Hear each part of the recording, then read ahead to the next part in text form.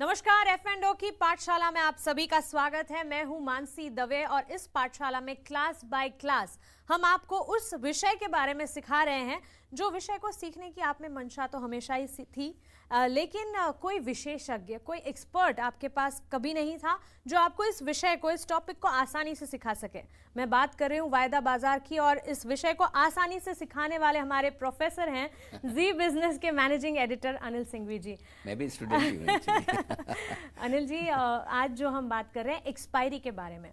वायदा बाजार में एक्सपायरी मतलब दवाई की एक्सपायरी के बारे में सुना है मैंने, खाने पीने की चीजों में एक्सपायरी के बारे में सुना है मैंने।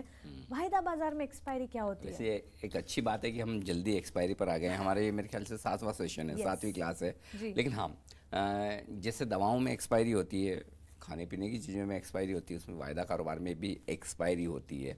और एक्सपायरी होती है उस सीरीज़ की, उस कॉन्ट्रैक्ट की। यानी कि फ़र्ज़ करें आप जून के महीने में ट्रेड कर रहे हैं, तो जून की सीरीज़ जब ख़त्म होगी, जिस दिन को ख़त्म होगी उसे एक्सपायरी डे कहते हैं। यानी कि उस दिन वो सीरीज़ ख़त्म हो जाएगी, आगे से कोई नई सीरीज़ होगी। किसी भी समय में वायदा कारोबार में 3 सीरीज़ खुली रहती है।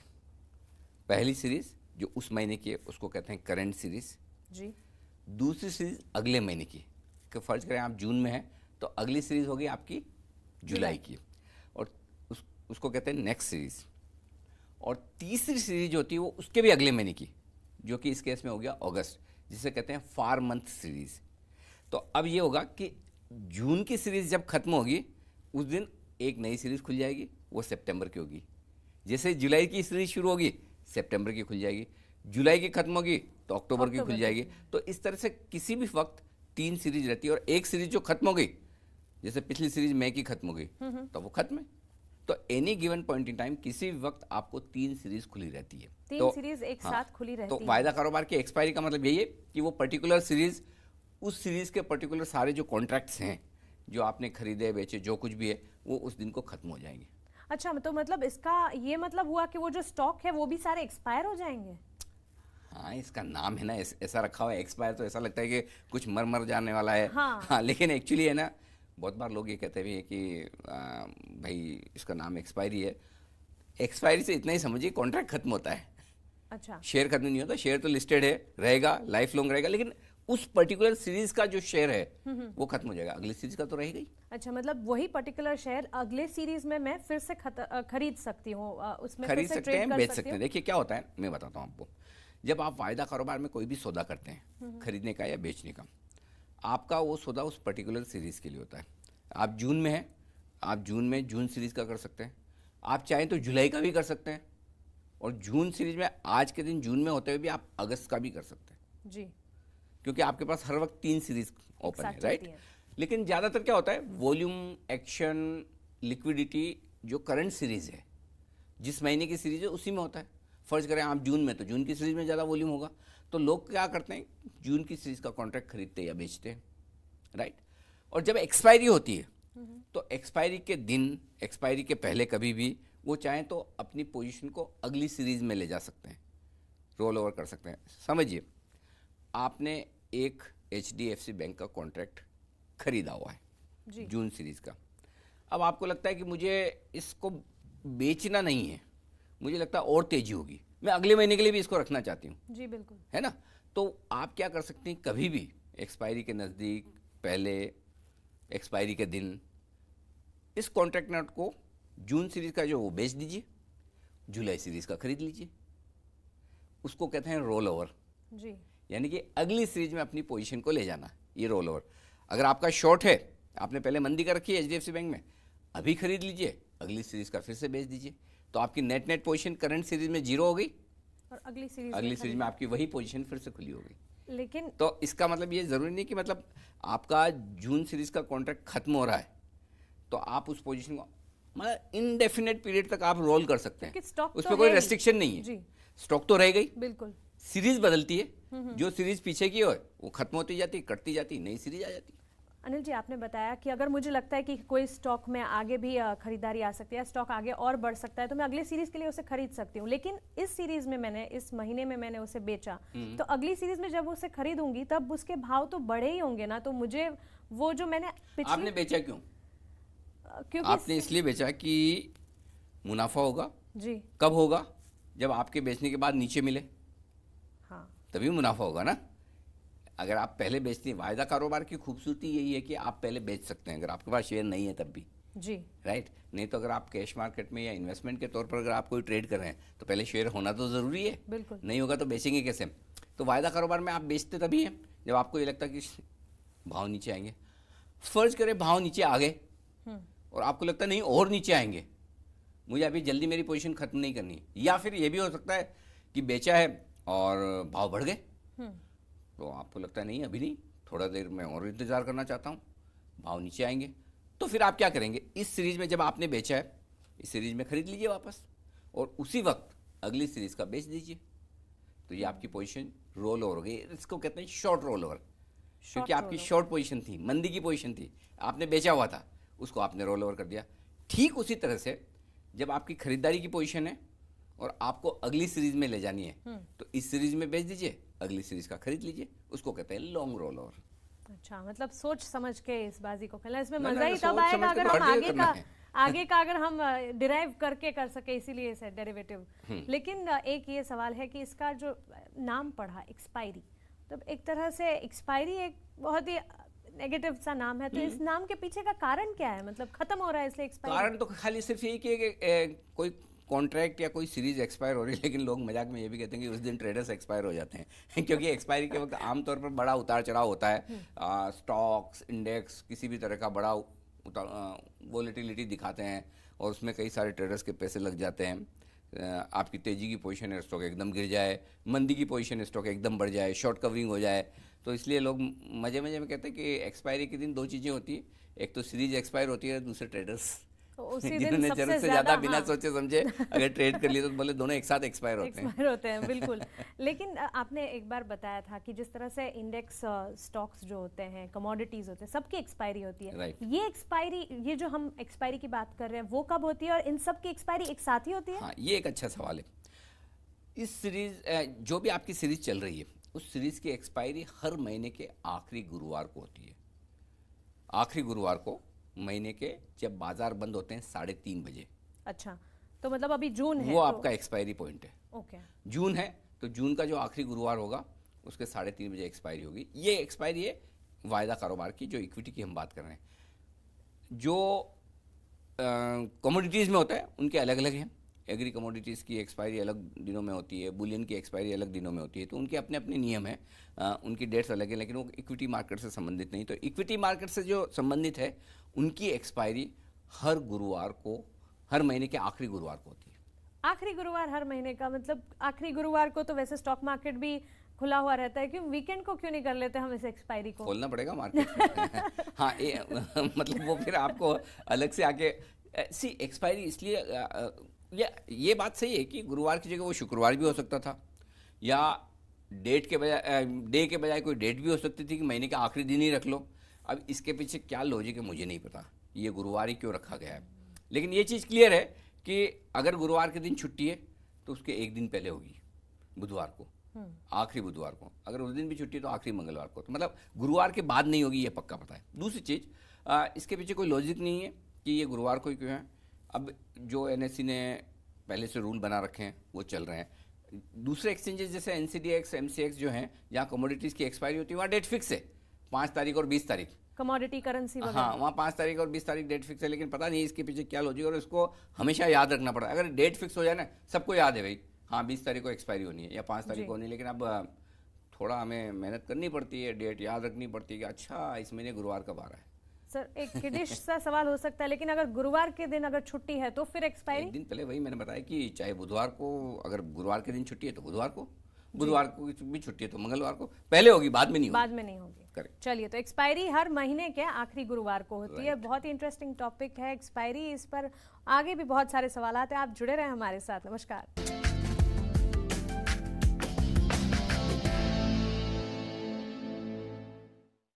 F&O की पाठशाला में आप सभी का स्वागत है। मैं हूं मानसी दवे। ये हमारी 8वीं क्लास है F&O की पाठशाला की, और हमारे साथ जुड़े हैं जी बिजनेस के मैनेजिंग एडिटर अनिल सिंघवी जी। और हम बात कर रहे हैं, क्लास हो गई, बिल्कुल 8वीं क्लास हो गई। और F&O किसी ना किसी तरह से ये एक ऐसा सब्जेक्ट है जो बहुत ही ऐसे कंफ्यूजन लग रहा था, इसे आसानी से हम समझ पा रहे हैं। और यहाँ पे मुझे लग रहा है कि बहुत सारे दर्शक भी हमें बता रहे हैं कि किस तरह से आप बड़े आसानी से इसे समझा रहे हैं। एक्चुअली मैं बताऊँ मानसी, फ्रेंकली जब मैंने F&O सीखा था, मेरे ख्याल से ये साल रहा होगा कुछ 97-98 के आसपास का, और तब मैंने इतनी क्लासेस की है, और एक बार क्लास करता था तो क्लास में बैठता था तो मुझे ऐसा लगता था कि मैं सब समझ गया। अच्छा। और दूसरे दिन इतना कन्फ्यूजन, अभी तक तो हम बहुत आसान चीज़ें समझा रहे हैं, जब पुट कॉल स्ट्रेटजीज और मतलब क्या क्या नहीं, स्पेन मार्जिन, इनिशियल मार्जिन, ये वो, मतलब आगे धीरे धीरे चलते चलते बहुत मुश्किल होने वाला है। तो मेरे दर्शकों को एक ही राय है कि जब भी ये कन्फ्यूजन हो ना, मिस तो नहीं करें, बिल्कुल। एक भी सेशन बीच का मिस किया तो आगे की कड़ी टूट सकती है, पहली बात। और फिर भी कर दिया तो आप सोशल मीडिया पर, यूट्यूब पर या हमारे साइट पर, ट्विटर पे पुराने सेशन को जब मौका लगे रिपीट कर लें। दूसरा ये कि हर एक वीकेंड पर हम जो 3-3 क्लास होगी उनको एक साथ जोड़ के आधा घंटे का शो हम वीकेंड पर भी टेलीकास्ट करेंगे, वहाँ भी लोग तो देख सकते हैं। कंटिन्यूटी बनी रहेगी, बहुत ज़रूरी है। और एक बात पक्के से बोल देता हूँ, एक बार सुन के नहीं समझ में आएगा, बिल्कुल। जब रिवीजन करने, पढ़ ये के वो क्लास है जिसमें रिवीजन करना ही पड़ेगा। अरे भाई मैंने खुद ने इतनी बार किया है, मैंने खुद ने इतनी, मैं आपको बता रहा हूँ, मैंने इतनी बार रिवीजन किया, आप बता नहीं सकते। अच्छा 100%। जैसे कि हम एक्सपायरी के बारे में समझ रहे हैं, समझने की कोशिश है कि तब तो हमारे मार्केट नहीं होते थे, जब मैंने ये किया तब तो वायदा कारोबार शुरू ही नहीं हुआ था हिंदुस्तान में। ये उस जमाने की बात है, 95-96 उस जमाने में। फिर तो ये सारी तो डिटेल्स इसलिए हमारे लिए थोड़ा मुश्किल था, लेकिन हाँ। आपके लिए ये आराम है कि आपके सामने वायदा कारोबार है। आपको हम तो उस समय सोचते फ्यूचर होता है क्या, निफ्टी फ्यूचर क्या होता है, जब शुरू ही नहीं हुआ, इसलिए आपके लिए थोड़ा आसान है। और जब आप समझाते हैं तो और भी आसान हो रहा है। चलिए अच्छी बात है, मुश्किल है लेकिन एक्सपायरी को ही हम समझने की कोशिश कर रहे हैं। न्यूज़ रूम में मैं देखती हूँ एक्सपायरी जब होता है, जैसे कि मैं ये तो समझ पा रही हूँ कि हर महीने के आखिरी गुरुवार को एक्सपायरी होती है, हल्ला गुल्ला, सेलिब्रेशन कहो या कॉन्शियसनेस कहो, कंफ्यूजन कहो, डर कहो, एक्शन वाला दिन होता है। एक्शन वाला दिन। तो मतलब क्यों, ये क्या होता है? एक्सपायरी को आम बोलचाल की भाषा में कटान कहते हैं। कटान, कटान मतलब निफ्टी कहाँ कटेगा, या स्टॉक का क्लोजिंग प्राइस क्या होगा एक्सपायरी के दिन, यानी कि आखिरी गुरुवार को निफ्टी किस लेवल पर बंद होगा। तो अब उसमें इतना माहौल बनाने की क्या जरूरत है, कि कुछ तो वैसे जरूरत है, कुछ हम ही बना देते हैं। क्योंकि क्या होता है कि उस दिन, जैसे हिंदुस्तानियों की क्या, पूरी दुनिया में सब लोगों की यही आदत है कि काम कब करते हैं हम, डेडलाइन पर, लास्ट डे जी, है ना। अगर आपको कोई काम 31 मार्च तक की डेडलाइन दी तो आप 31 को ही करेंगी, 30 को ही करेंगी, ये हमारी आदत में है, हमारे ब्लड में है वो सारी चीजें। सेम वे ऐसे ही ट्रेडर्स का भी है। जिन लोगों को मुनाफा हो रहा है अपने वायदा कारोबार की पोजीशन में, वो तो अपने आप को सब समझदार समझते हैं। देखो इस मार्केट की खूबसूरती यही है मानसी, की जिसको प्रॉफिट होता है उसको लगता है मैं तो समझदार हूँ, मुझे सब कुछ आता है। कोई ओपिनियन या राय लेने वही आदमी आता है जो नुकसान में हो। तो अब होता क्या है, अगर आपकी कोई ट्रेडिंग पोजीशन है, वायदा कारोबार का आखिरी दिन है, सीरीज का आखिरी गुरुवार है, आपको उस गुरुवार तक आपको डिसीजन लेना है। क्या डिसीजन लेना है, या तो मैं मेरी पोजीशन को ख़त्म कर दूं, नुकसान बुक कर लूं, या प्रॉफिट बुक कर लूं, जो भी हो, नहीं तो मुझे अगली सीरीज में ले जाना है जिसको हम रोल ओवर कहते हैं, राइट, वो डिसीजन लेना है। तो जब डिसीजन लेने की ये घड़ी नज़दीक आती है, रिवर्स काउंटडाउन जो शुरू होता है कि भाई 3:30 बजने वाले हैं, पहले जो करना है कर लो, तब जो वो आखिरी 1-2 दिनों में आपाधापी मचती है, तब ये देखा जाता है कौन हावी है, बाजार में तेजी की पोजीशन ज़्यादा है या मंदी की पोजीशन ज़्यादा है। और इसीलिए हम न्यूज़ रूम में, चैनल्स पे वो बड़े आयोजन करते हैं, पोल करवाते हैं, एक्सपायरी कहाँ होगी, अलग अलग लोगों से ओपिनियन लेते हैं, क्योंकि उस एक्सपायरी के बेसिस पर काफ़ी पोजीशंस ऐसी है जो इसी सीरीज में ख़त्म हो जानी है या अगली सीरीज में जानी है। और उसको मैं और ज़्यादा विस्तार से आपको तब बताऊंगा जब हम ऑप्शंस की डिस्कशन करेंगे। अभी हम सिर्फ फ्यूचर्स की बात कर रहे हैं, ऑप्शंस बहुत ज़्यादा कॉम्प्लिकेटेड है और एक्सपायरी की ज़्यादा इंपॉर्टेंस ऑप्शंस के लिहाज से है। फ्यूचर में तो बड़ा आसान काम है, आपने माफ़ कीजिएगा, कोई एक फ्यूचर बेचा हुआ है जी, आपको अगली सीरीज में ले जाना है, एक्सपायरी के दिन तुरंत आपने फ्यूचर खरीद लिया, इस सीरीज की पोजीशन खत्म, अगली सीरीज में वापस भेज दिया, सामने सामने आपकी पोजीशन ओपन। लेकिन ऑप्शंस के केस में ऐसा नहीं होता, क्योंकि ऑप्शंस की वैल्यू घटती जाती है, आपने किस स्ट्राइक प्राइस का खरीदा है, बड़ी कॉम्प्लिकेटेड चीज़ें जो हम आगे आपको विस्तार से समझाएंगे कि एक्सपायरी की अहमियत इसलिए बढ़ जाती है कि ऑप्शन की पोजीशन एक्सपायर होती है, वो रोल ओवर नहीं होती। अच्छा, उसे हम आगे नहीं ले जा सकते? हाँ, उसमें आपको फ्रेश ऑप्शन ही खरीदना पड़ता है। तो ये थोड़ा सा कॉम्प्लिकेटेड है, इस वजह से भी ऑप्शंस की एक्सपायरी की इंपॉर्टेंस बढ़ जाती है। चलिए, तो ऑप्शंस में एक्सपायरी की इंपॉर्टेंस इससे भी ज्यादा बढ़ती है। हालांकि फ्यूचर में भी एक्सपायरी की इंपॉर्टेंस जो है शोरगुल होता ही है जब एक्सपायरी का दिन आता है। लेकिन अगर ये बात की जाए, जैसे आपने बोला पोल करवाते हैं, तो इससे अंदाज़ा आप कैसे लगाते हैं कि एक्सपायरी इस लेवल पे होगी, या जैसे आप बताते हैं तो इससे अंदाज़ा कैसे लगाया जाता है? बाल कितने मेरे काले दिख रहे हैं आपको? इसका मतलब क्लियर है कि मैं भी अभी तक ठीक ठाक से अंदाजा नहीं लगा सकता हूँ। जिनके बाल सफ़ेद हो जाते हैं या उड़ जाते हैं पूरी तरह से, वो भी शायद एक्सपायरी किस लेवल पर होगी जिसका अंदाजा नहीं लगा सकते। तो मैं खुद भी अभी तक सीख रहा हूँ, 25 साल हो गए। ये वाकई में बड़ा मुश्किल काम है। बड़ा एक्सपीरियंस चाहिए, मार्केट की बड़ी पकड़ चाहिए, पल्स चाहिए, लेकिन उसका तरीका है। तरीका ये है कि अगर आप वायदा कारोबार के डेटा को बहुत ध्यान से, नज़दीकी से, क्लोजली फॉलो करें, अंदाजा लगता है। एक तरह से ट्रैक अगर किया जाए उसे कि एवरी भाई मंथ किस लेवल पर किस तरह की पोजीशंस बनी हुई है, पुट में कैसी पोजीशन बनी हुई है, कॉल में कैसी पोजीशन बनी हुई है। अभी आप कंफ्यूज हो जाएंगे पुट और कॉल क्या है, हम सब आगे सब बताऊंगा। लेकिन एक शॉर्ट में इतना समझ लीजिए, वायदा कारोबार में जो पोजीशन खुली हुई है, तेजी की, मंदी की, पुट की, कॉल की, ऑप्शंस की, ये सारी पोजीशन को मिलाकर हम अंदाजा लगाने की कोशिश करते हैं। और इन सबको मिलाने के बाद जो डेटा होता है, डेटा के बाद आपको अपनी ज़िंदगी का सारा अनुभव डालना पड़ता है, और उसके बाद भी पूरी संभावना है कि आप गलत पड़े।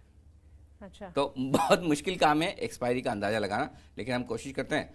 आम दर्शकों के लिए तो ये बहुत मुश्किल काम होगा, कम से कम शुरुआत में जी। और स्पेशली जब आपके पास सारी डेटा की एक्सेस नहीं है, आप इतना डेटा पढ़ना समझना नहीं जानते हैं, उसको एनालिसिस नहीं करना जानते, तो फिर उसका दूसरा सॉल्यूशन यही है कि आप जी बिजनेस पे हमारा एक्सपायरी का पोल देखें, या अगर आपको लगता है कि मैं ठीक ठाक सा एनालिसिस कर लेता हूँ, एक्सपायरी के दिन बता लेता हूँ कि कहाँ क्या कुछ होने वाला है, तो फिर शो देख लें। लेकिन हाँ, ये काम मुश्किल तो बहुत है। और मैं फ्रेंकली बताऊँ मानसी, हर महीने जब मैं ये काम करता हूँ, मुझे सबसे ज़्यादा चिंता मालूम है 2 चीज़ों की होती है। एक, कहीं गलत एनालिसिस से मेरे दर्शक जो हैं वो नुकसान ना कर बैठे हैं, दूसरा मेरी इज्जत ना चली जाए। दोनों चीज़, आपकी क्रेडिबिलिटी भी दाव पर लगी होती है और आपके दर्शकों का पैसा भी। एक्सपायरी वाले दिन मैं सुबह सुबह ट्रैक करती हूँ और मैं जानती हूँ अंदाज गलत होते नहीं है, कोशिश करते हैं सही हो जाए। और इसलिए मैं यही कहती हूँ कि मतलब किस तरह से, किस ट्रिगर से, लेकिन अब पता चल गया कि ये एक चीज़ है जिससे बहुत सारा अनुभव और कुछ हद तक डेटा एनालिसिस। चलिए, तो एक्सपायरी एक अहम मुद्दा है। फ्यूचर ऑप्शंस की जब बात की जाए तो आगे एक्सपायरी की अहमियत क्या है, किस तरह से एक्सपायरी में हम डील कर सकते हैं, क्या आगे इसकी अहमियत है, किस इंपॉर्टेंस कैसे है, ये सारा हम बताएंगे।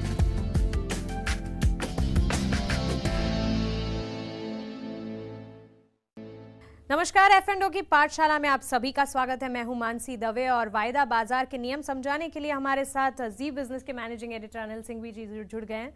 अनिल जी, 9वीं क्लास वायदा बाजार सीखते सीखते हमें, क्लास से ज्यादा कैप्सूल है, छोटे छोटे कैप्सूल है, लेकिन वो कैप्सूल जो है बड़े ही वो इफेक्टिव कैप्सूल है, ऐसा कह सकते हैं। उतना ही खिलाएं जितना लोग पचा सकें, है ना? जी बिल्कुल। एक्सपायरी, हम एक्सपायरी के को समझने की कोशिश कर रहे हैं। हमने जैसे समझा कि हर महीने के आखिरी गुरुवार को एक्सपायरी होती है, और जो निफ्टी की एक्सपायरी होती है वो मतलब इस तरह से कमोडिटी करेंसी की एक्सपायरी के अलग तारीख होती है, इस तरह से होता है। लेकिन नई सीरीज अगर हम बात की जाए, आपने बोला कि एक साथ 3 सीरीज चलती हैं। जब एक सीरीज एक्सपायर हुई, नेक्स्ट सीरीज जब शुरू होगी, नई सीरीज कैसे शुरू होती है और क्या होती है? देखिए, आप जून में फर्ज करें तो आखिरी गुरुवार को जून के कौन सी सीरीज एक्सपायर होगी? जून। हाँ। और हर वक्त कितनी सीरीज खुली होती है? 3। जून के बाद कौन सी खुली होगी? जुलाई, अगस्त, सितंबर। जुलाई, जून, जुलाई, अगस्त। जून के बाद जून के वक्त जून, जुलाई, अगस्त 3 खुली हुई है। जैसे ही जून का आखिरी गुरुवार 3:30 बजे जी, अगस्त की सीरीज खुल जाएगी। ठीक है ना? जुलाई, अगस्त, सितंबर खुल जाएगी। तो नेक्स्ट मतलब जो सीरीज खुलती है उसको फार मंथ कॉन्ट्रैक्ट बोलते हैं, जो नई सीरीज खुलती है। क्योंकि आप जो जनरली पोजीशन रोल ओवर करते हैं ना, वो तो अगली सीरीज का करते हैं, जून से जुलाई में करते हैं आमतौर पर। तो जुलाई तो खुला हुआ ही है, पहले से ही है, 2 महीने पहले ही खुल चुका है। तो जो नई सीरीज खुलती है वो 2 महीने आगे की खुलती है। यानी कि जून की सीरीज एक्सपायर हो रही है तो जुलाई नहीं खुलेगी, जुलाई तो खुली हुई है। अगस्त नहीं खुलेगी, अगस्त भी खुली हुई है, सितंबर खुलेगी। तो ये ध्यान में रखिए। ऐसा ना सोचिए कि अरे अभी तो जून बंद हो रहा है, कल से जुलाई शुरू हो रहा है, तो ये सीरीज खुल जाएगी। अच्छा, एक और चीज़ इसमें ध्यान रखने वाली बात है, ऐसा तो बिल्कुल भी ज़रूरी नहीं है कि जब आखिरी गुरुवार को एक्सपायरी होनी है उस दिन वो महीने की आखिरी तारीख हो। जी, राइट। मिड मंथ में भी हो सकता है 20 तारीख हो गई, 20 तो नहीं होगी खैर, 24 तारीख, 25 तारीख, 28 तारीख, तो पता चला आप हैं जून में ही और अगले दिन शुक्रवार से जुलाई सीरीज शुरू होगी। जी हाँ, तो ये होगा तो इसी महीने में, जून में ही, हाँ, जुलाई, जून के महीने में अगस्त, जुलाई सितंबर शुरू हो की गई। सीरीज। बहुत बार लोग कंफ्यूज, अरे अभी तो जून ही चल रहा है, जुलाई कहाँ से शुरू हो गई? जी। तो भाई ये वायदा कारोबार वालों का दिमाग ऐसा ही है। हाँ, इनका दिमाग है ना, वो जून जुलाई कैलेंडर से नहीं चलता, उनका सीरीज से चलता है। सीरीज आखिरी गुरुवार को खत्म हुई और शुक्रवार से अगली सीरीज शुरू। तो हो सकता है जून के महीने में ही आपको जुलाई सीरीज, हो सकता है क्या, आमतौर पर बहुत कम 12 महीने में एक दिन, एक महीना भी ऐसा नहीं होता जिस दिन महीने के आखिरी दिन ही सीरीज खत्म हो। जी, ऐसा कॉम्बिनेशन कम ही मिलता है, ताकि कि पहली तारीख से आपको हाँ, जरूरी नहीं है कि वो गुरुवार तो, हाँ, तो ये मान के चलें कि इसी महीने में अगले महीने की सीरीज भी शुरू हो सकती तो है। मुद्दे की बात यही है कि जून की अगर सीरीज खत्म हो रही है तो इसका मतलब ये नहीं है कि जुलाई की भी फ्रेश स्टार्ट होगा। जुलाई तो जुलाई शुरू है। अगस्त तो है ही, सितंबर नया खुलेगा। परफेक्ट, समझ जी बिल्कुल। तो मतलब एक सीरीज खत्म हुई, अगली सीरीज में मैं प्रवेश कर रही हूँ, अगर मैं वहाँ पे कॉन्ट्रैक्ट खरीद रही हूँ, मुझे महंगा मिलेगा वो कॉन्ट्रैक्ट? आपको क्या लगता है, महंगा मिलना चाहिए, सस्ता मिलना चाहिए? मुझे तो लगता है महंगा ही मिलेगा। हाँ, लेकिन कब, ये इस बात पर डिपेंड करता है कि आप खरीद रही हैं या बेच रही हैं। जी, पॉइंट नंबर 1, समझिए आप खरीद रही हैं, आमतौर पर आप अपनी खरीदारी की पोजीशन को अगले महीने ले जा रही हैं तो आपको कॉन्ट्रैक्ट महंगा मिलेगा। क्यों? क्योंकि जब आपने इस सीरीज में कोई कॉन्ट्रैक्ट खरीदा हुआ था, समझिए आपने HDFC बैंक 2000 रुपये में लिया हुआ है। बिल्कुल। HDFC बैंक का भाव 1950 रुपये है और आपको लगता है कि अब मैं नुकसान नहीं करना चाहती, अगली सीरीज में ले जाऊं, तो आप क्या करेंगी, 1950 में बेचेंगी, तो वैसे 50 रुपये आपका नुकसान बुक हो गया, लेकिन चूंकि आप नहीं चाहती कि वो बुक हो, तो तुरंत आप अगली सीरीज़ का, जुलाई की सीरीज़ का कॉन्ट्रैक्ट दूसरा खरीद लेंगी, लॉट खरीद लेंगी, जिसे लॉट भी कहते हैं, कॉन्ट्रैक्ट भी कहते हैं। वो आएगा शायद 1960 रुपये में। जी, तो आपको 10 रुपये ज़्यादा देने पड़े, प्लस आपके ब्रोकरेज भी लगेगी। बिल्कुल। राइट। तो ऐसा क्यों होता है? ऐसा इसलिए होता है कि जब आप तेजी की पोजीशन बनाते हैं, तो क्यों बनाते हैं वायदा कारोबार, आपके पास पैसे कम हैं, इसीलिए तो आप फ्यूचर्स में खरीद रहे हैं। अगर पूरे पैसे होते हैं तो आप पूरा पैसा देकर डिलीवरी खरीद लेते। हाँ, आपको कम पैसे में ज़्यादा शेयर खरीदने, इसीलिए तो वायदा कारोबार में है आप। हाँ, क्योंकि मार्जिन के हिसाब से मार्जिन दिया, काम हो गया। तो ऐसे सिचुएशन में बाकी आपका जो कोई पैसा भर रहा है इनडायरेक्टली, वो सेलर है एक तरह से, तो वो आपसे प्रीमियम चार्ज करता है। और यही वजह कि आपका अगली सीरीज में जब आप तेजी का कॉन्ट्रैक्ट रोल ओवर करते हैं, इस सीरीज से अगली सीरीज में जाता है, तो आमतौर पर आपको कुछ एक्स्ट्रा पैसा देना पड़ता है, जैसे प्रीमियम कह दें, कॉस्ट ऑफ कैरी कह दें, लेकिन ये पैसा एक्स्ट्रा देना पड़ता है। लेकिन ऐसा ज़रूरी नहीं कि हर बार आपको तेजी की पोजीशन में ही देना पड़े। कई बार क्या होता है, बाजार कमजोरी के मूड में होता है, आगे की सीरीज का व्यू खराब होता है, तो लोग शॉर्ट पोजीशन में रोल ओवर करना ज़्यादा पसंद करते हैं, मंदी की पोजीशन ज़्यादा बनाना पसंद करते हैं। तो हो सकता है स्टॉक आपका नीचे भी हो, और उसे हम डिस्काउंट कहते हैं। उसे डिस्काउंट कहते हैं। एग्जैक्टली, एकदम आप तो बहुत फास्ट सीख रही हैं। तो कोशिश। हाँ, तो अगर आप डिस्काउंट में है स्टॉक, तो अगली सीरीज में आप रोल ओवर करोगे तेजी की पोजीशन, तो आपको तो फायदा हो गया। बिल्कुल। इस सीरीज में आप पता चला 1950 में आप अपना HDFC बैंक का कॉन्ट्रैक्ट बेच रही हैं, अगली सीरीज में 1940 का मिला, तो आपके लिए 10 रुपये का फायदा वैसे ही हो गया। लेकिन हो सकता है वो डिस्काउंट आगे भी बरकरार रहे। प्लस अगर आपकी मंदी की पोजीशन है, तो आमतौर पर रोल ओवर करने में मंदी की पोजीशन वालों को फायदा होता है, लेकिन अगर डिस्काउंट में चल रहा है तो मंदी की पोजीशन वालों को नुकसान है। क्योंकि जिसने इस सीरीज में मंदी की पोजीशन बना रखी है, समझिए उसको 1950 में तेजी की पोजीशन बनानी है और अगली सीरीज में डिस्काउंट में चल रहा तो 1940 में बेचना, तो उनकी 10 रुपये से कॉस्ट बढ़ गई। तो ये ज़रूरी नहीं कि अगली सीरीज में आप जब अपनी पोजीशन ले जाएं, इस सीरीज में ख़त्म करें और अगली सीरीज में ले जाएं, जिसे रोल ओवर कहते हैं, तो आपको फ़ायदा ही हो या नुकसान ही हो, दोनों हो सकता है। पर आमतौर पर तेजी की पोजीशन अगली सीरीज में ले जाने पर थोड़ी प्रीमियम, थोड़ा सा नुकसान आपको होता है, हल्का सा, जो 1% 1.5% मैक्सिमम, उससे ज़्यादा जनरली नहीं होता। उतना नहीं होगा। एक तरह से आप समझ लीजिए कि आप ब्याज दे रही हैं 1 महीने का आगे के लिए, अगले महीने हम एंटर कर रहे हैं, इसलिए। तो मुझे लगता है जिस तरह से मैंने पढ़ा, वैसे हमें व्यूअर्स को भी बता देना चाहिए कि प्रीमियम और डिस्काउंट होमवर्क की तरफ पढ़ लें आगे, जब अगली सीरीज में हमारे साथ आ जाएं तो थोड़ा सा ऐड ऑन हो जाए। कई बार हम कहते हैं ना, जब हम डिस्कस करते हैं, अरे निफ्टी 30 पॉइंट डिस्काउंट पर, ऐसा तो कम देखने को मिलता है, या बैंक निफ्टी 250 पॉइंट डिस्काउंट पे। अरे ऐसा, हाँ डिस्काउंट में एक फैक्टर और होता है जो समझना चाहिए, खासतौर से निफ्टी बैंक निफ्टी के डिस्काउंट में।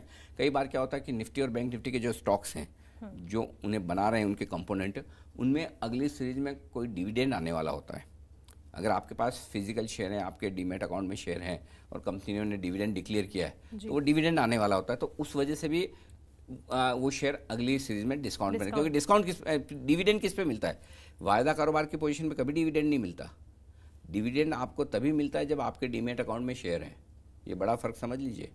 अच्छा। हाँ, एफएनओ की पोजीशन पे कभी डिविडेंड नहीं मिलता। तो इसलिए एफएनओ के स्टॉक्स, अगर समझिए अगले महीने में एचडीएफसी का भाव अभी 2000 रुपये चल रहा है और एचडीएफसी बैंक अगले महीने में 20 रुपये डिस्काउंट 20 रुपये डिविडेंड देने वाला है। हाँ। तो अगले महीने का फ्यूचर फिर वो नीचे ही ट्रेड करेगा। 20 ना करे, हो सकता है 15 करे, हो सकता है 10 करे, 12 करे, वो डिस्काउंट कम ज़्यादा हो सकता है, लेकिन वो डिस्काउंट पर ट्रेड करेगा। क्यों? कि जिसके पास कैश में शेयर है डिविडेंड उसे ही मिलता है, जिसके पास वायदा कारोबार में शेयर उसे डिविडेंड नहीं मिलता। और जिस दिन डिविडेंड की एक्स डेट होती है, यानी कि उस डेट के बाद डिविडेंड नहीं मिलेगा, तब कैश मार्केट का स्टॉक भी 2000 से 1980 आ जाएगा, 20 रुपये डिविडेंड निकल जाएगा।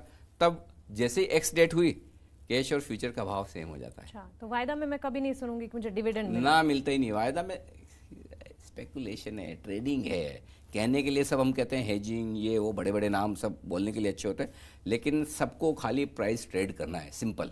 अब बस फर्क इतना है कि आपको इंडेक्स में करना है या स्टॉक्स में करना है, वो इंडिविजुअल चॉइस है, बट होती ट्रेडिंग ये ट्रेडिंग है, रिस्क भी है, और रिस्क को ध्यान में रखते हुए ट्रेडिंग कर रहे हैं। अनिल जी, मुझे नया सौदा बनाना है नई सीरीज का, तो एक्सपायरी के दिन ही बनाऊं या उसके आगे या पीछे? देखिए, ऐसा कहीं कोई ज़रूरी नहीं कि आप नई सीरीज में जो ट्रेड करना चाहती हैं वो एक्सपायरी के दिन करें। क्यों? क्योंकि देखिए हर वक्त 3 सीरीज खुली रहती है जी। तो जो करंट मंथ की सीरीज है वो एक्सपायर होगी, नेक्स्ट मंथ की सीरीज तो खुली है, उसके बाद वाले मंथ की सीरीज भी खुली हुई है, राइट जी। तो ऐसी सिचुएशन में अगर आपको ट्रेड बनाना है, समझिए आज से एक नई सीरीज की शुरुआत हो रही है, तब भी आप 2 महीने आगे की सीरीज का ट्रेड बना सकती हैं। तो ऐसा कोई ज़रूरी नहीं कि आपको नया ट्रेड अगली सीरीज में बनाने के लिए एक्सपायरी के दिन का इंतजार करना है, पूरे महीने में कभी भी बना सकती है। आमतौर पर होता ये कि जो करंट सीरीज है वो लिक्विड ज़्यादा होती है, उसमें ट्रेडिंग ज़्यादा होती है, वॉल्यूम ज़्यादा होता है, और इसीलिए लोग कोशिश ये करते हैं कि लास्ट डे तक इंतज़ार करें और उसके बाद अगली सीरीज का ट्रेड बनाएं। बहुत सारे लोग जो समझदार होते हैं और जिन्हें लगता है कि मुझे एक आध दिन के लिए ट्रेड नहीं करना है, 5, 7, 15 दिन के लिए ट्रेड करना है, तो वो क्या करेंगे, जैसे जून की सीरीज की एक्सपायरी करीब आती दिखे कि आखिरी हफ्ते का सोमवार हो गया, मंगलवार हो गया, तो फिर उन्हें जो फ्रेश ट्रेड करना है, नया सौदा जो बनाना है, वो डायरेक्टली अगली सीरीज का बनाना शुरू करते हैं जी, ताकि उसको एक बार रोल ओवर करने का या अगली सीरीज में ले जाने का झंझट ही खत्म हो जाए। फिर आपके पास आराम से जुलाई तक का महीना पड़ा है। तो यह इस बात पर डिपेंड करता है कि आपका ट्रेड को लेकर कितने समय तक रखने का इरादा है। तो ऐसा कोई ज़रूरी नहीं कि आपको नई सीरीज में ट्रेड ले जाना है तो आपको एक्सपायरी के दिन का इंतजार करना है। आप कभी भी कर पूरे महीने में कभी भी कर सकती है, आराम से निश्चिंत रहें उसका। जी बिल्कुल। तो एक्सपायरी को लेकर हमने काफ़ी डिटेल में ये पूरा सब्जेक्ट समझने की कोशिश की है।